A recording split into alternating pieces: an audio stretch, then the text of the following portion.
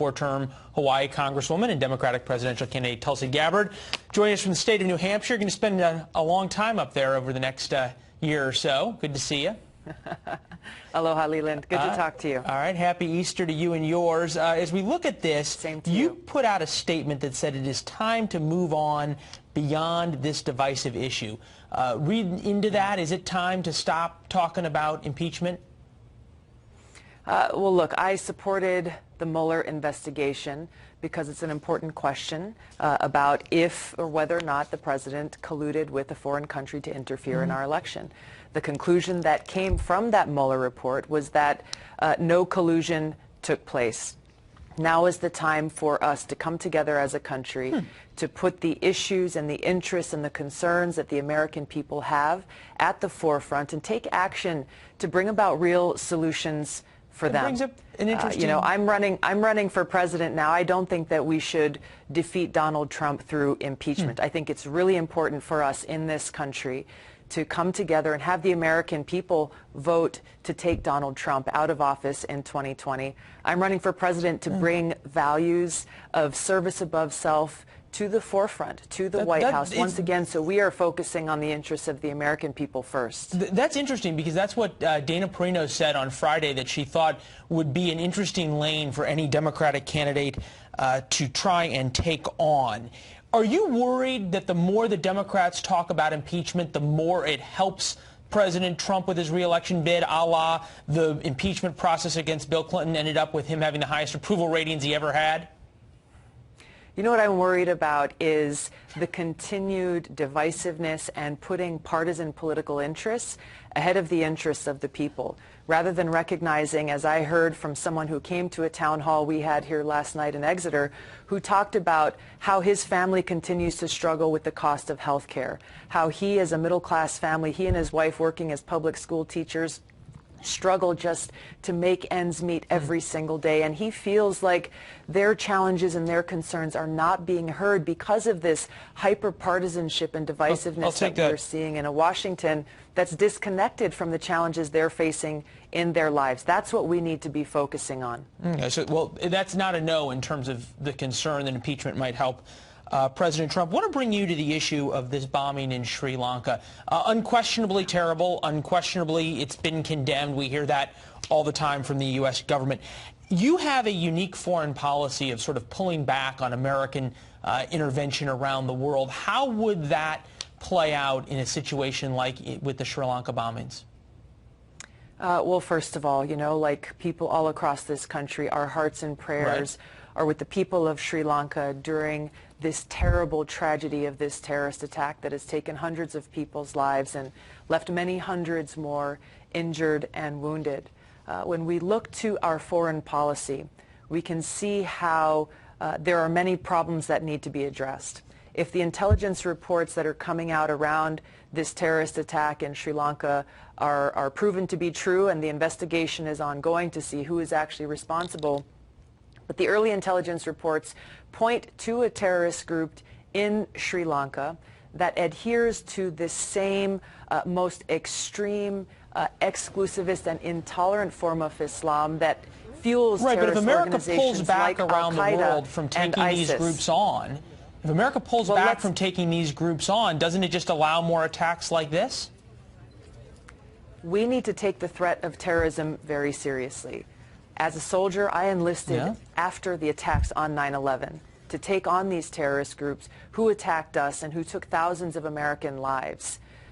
Soldiers, service members, people across the country who enlisted after 9/11 take this threat very seriously, which is why we are so offended and angered by actions that this administration has taken to cozy up to and to support the interests of countries like Saudi Arabia, who are the #1 propagator of this very same ideology that fuels terrorist groups like Al-Qaeda and ISIS. I think it's fair to say that the Saudis have cracked down on Wahhabism around the world. The Saudis have cracked down on Wahhabism in a pretty significant way. You, on the other hand, have gone and met with Bashar Assad and said the U.S. should essentially try to take our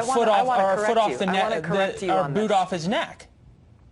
I want to correct you on this. The Saudis have not cracked down on the spread of Wahhabism. They continue to spend billions of dollars spreading this ideology around the world, which is providing this fertile recruiting ground, which is fueling terrorist organizations like ISIS and Al-Qaeda. It is a country that continues to provide direct and indirect support to terrorist groups could you like try to answer my question about Assad? How does taking... I want to stop. I understand that we can disagree on the issue of... We can about terrorist attacks we can disagree on the issue... Country. We are talking about this administration. What about Iran? Should we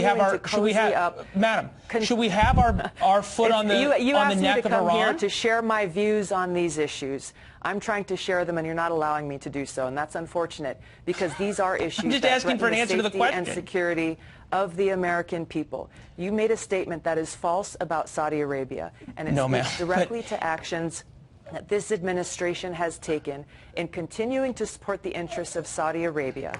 Continuing to take sides in this you've made your point about Saudi Arabia. Let's move on to Iran. Ma'am, you've made your point about Saudi Arabia. Let's move on to Iran. Should the United States have its boot on the neck of the Iranian regime that supports terror all around the world, or not? Because you have a policy of taking our boot off the neck of one of Iran's closest allies, which is Bashar Assad. So with respect to Iran, yes or no, should the United States be tough on them and continue to try to force regime change? First of all, let me be clear about you are completely twisting and misconstruing my policies, and you're not really giving me the chance to convey clearly what they are. When we're talking about terrorists, who attacked us on 9/11? The majority of those who attacked us on 9/11, did they come from Iran? All but one came from Saudi Arabia. Did they? I said all but one came from Saudi Arabia. Point exactly. That is my point exactly. Well, who killed all the Marines in the Beirut barracks? No, if you want to go terror attack for terror attack, we can. You're not answering the question. Okay. Points here.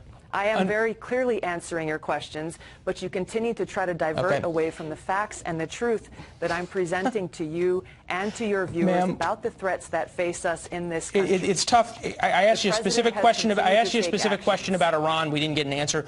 We got to leave it there. We appreciate it. Thank you for being here. We'll have you back anytime.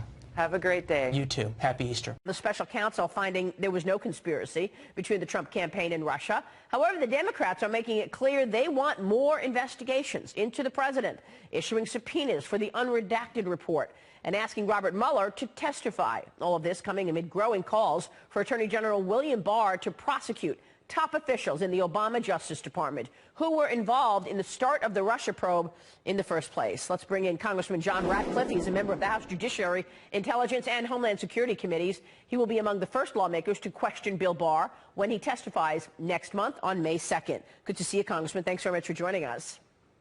Happy Easter, Maria. And to you. I guess I want to start. You are a former federal prosecutor. So you've seen the Mueller report. You've seen the redactions. You've also seen all of the redacted testimonies of the people who started this investigation to begin with. What is your reaction to the Mueller report?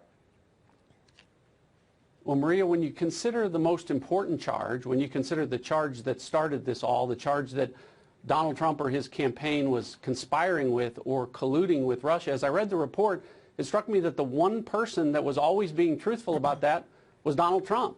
Donald Trump was being truthful about collusion when Adam Schiff and Eric Swalwell and Democrats weren't being truthful about having evidence of collusion that didn't exist.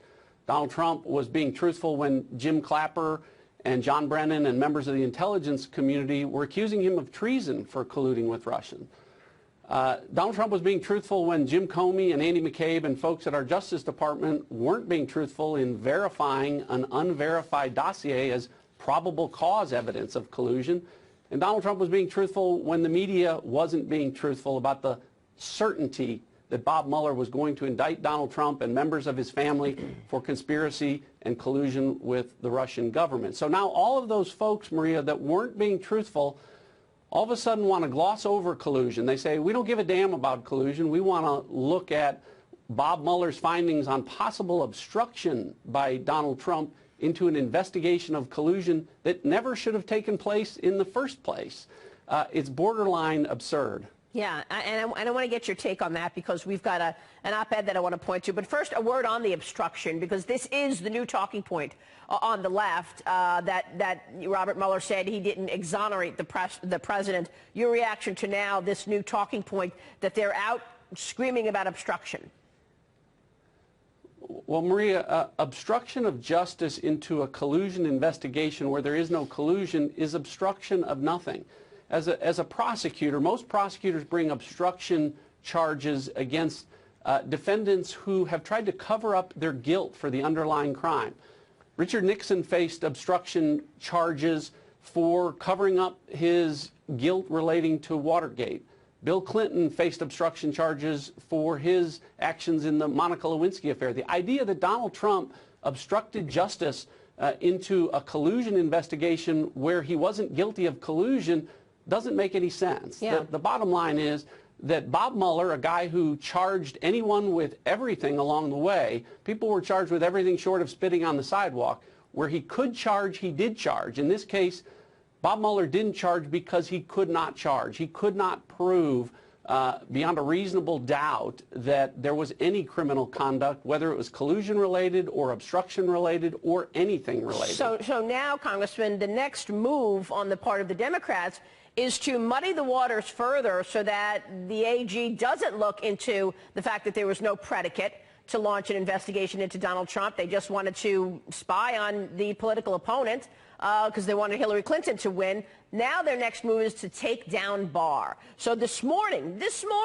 Adam Schiff said this: the Attorney General chose to mislead the country with his own spin in handling the Mueller report. He says, I think that history will reflect that Bill Barr let the country down when it needed an Attorney General of substance from Adam Schiff.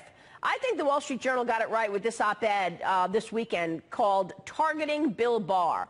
And the editorial board writes this: the larger Democratic concern is that Mr. Barr is serious about looking into the origins of the FBI's surveillance of the Trump campaign in 2016. That could mean turning over such rocks as the FBI-Clinton media collaboration. And this is the bottom line, this collaboration over the discredited Steele dossier, or whether officials misled the Foreign Intelligence Surveillance Court in seeking a warrant to eavesdrop on Trump advisor Carter Page. Your reaction? Well, Adam Schiff has, for the last few weeks, been demanding that Bill Barr violate the law. So I'm not surprised to hear him continue down that path. Bill Barr's not going to commit any crimes for Adam Schiff or anyone else. And criticisms for Bill Barr doing his job, doing what Bob Mueller wouldn't do, which is the reason that the Justice Department exists is to look at whether or not conduct rises to criminal conduct. And with respect to the obstruction issue, Bill Barr made the determination that the Justice Department was supposed to make. I'm glad that he has focused on getting the Mueller report out in a redacted form that people can see, but now his focus needs to be answering his own question. As he said, there was spying. The Obama Justice Department and intelligence community did spy on the Trump campaign. The question now that needs to be answered is, was there a predicate for that? Particularly when the predicate was supposedly that there was collusion. Now we know there's no evidence of collusion. Again, Bob Mueller didn't say there was insufficient evidence of collusion. He said, quote, no evidence. Yeah. He said, quote, there isn't any evidence. So if there wasn't any evidence of collusion, what was the probable cause? What was the predicate for the Obama Justice Department to go to the FISA court and represent that there was probable cause of a crime, of a conspiracy with Russia? And the folks that made those verifications, they got some splaining to do, Maria. And we should point out that Carter Page was the one who got wiretapped, and that means they listened in on his phone calls, got all his email communications. So that was their window into the Trump campaign. Carter Page was never charged with anything, was he? Not charged with anything, and Maria isn't going to be charged with anything, nor is any other American, because as Bob Mueller said, there is no evidence of any American conspiring with Russia.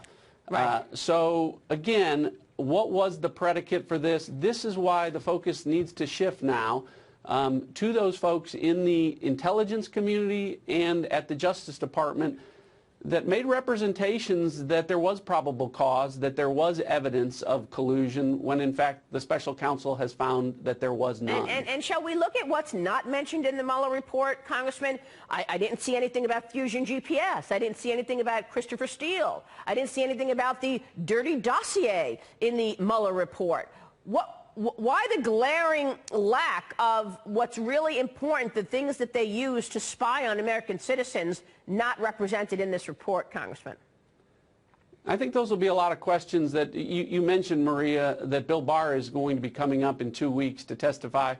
But Bob Mueller's been invited to testify too, and a lot of folks have questions about that. Did he look at any of that? Why did his report not mention Fusion GPS? Why did it not mention the Steele dossier, all of the things that go to the troubling origin here? So I know members of Congress are looking forward to asking questions of both Attorney General Barr and Special Counsel Mueller, because they will provide the clarity that the people need to see how all of this started when it shouldn't have started in the first place. And that is